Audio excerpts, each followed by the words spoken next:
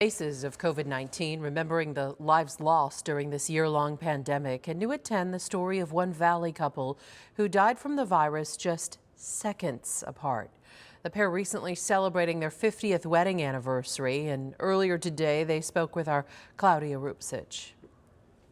Sally and Manny Montaño met in Phoenix in their early teens. Manny was on leave from Vietnam. They got married a few years later and had 4 kids. The two were inseparable. Laughter, love. Their son Manuel and wife Deborah got to witness that love firsthand. Just that love that they had for each other, and that's all I knew, and that's what I strive for. Both had underlying health conditions, so when they both got COVID, they ended up in the hospital in early January.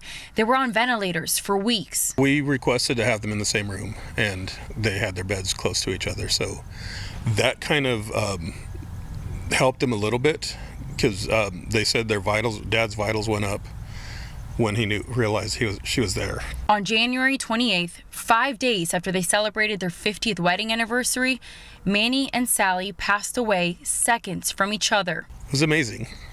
They lived for each other. She was 68. He was 71. And it was the way that they would have wanted it, and it just showed the depth of their love for one another. The family has since found letters, birthday and Valentine's Day cards they wrote each other, filled with jokes and love. He wasn't a talkative person. He didn't say more than what was necessary at any given time.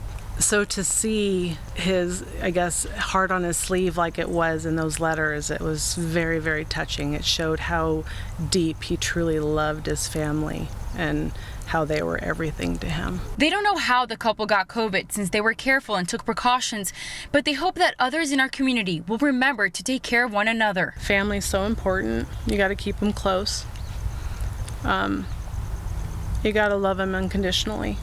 The Montaño family says no one will be able to fill the void left behind by Sally and Manny, but they found comfort in hearing from friends and community members who were touched by them. In fact, they set up a GoFundMe page to help pay for funeral costs, and thanks to those people, they met their goal in about a day.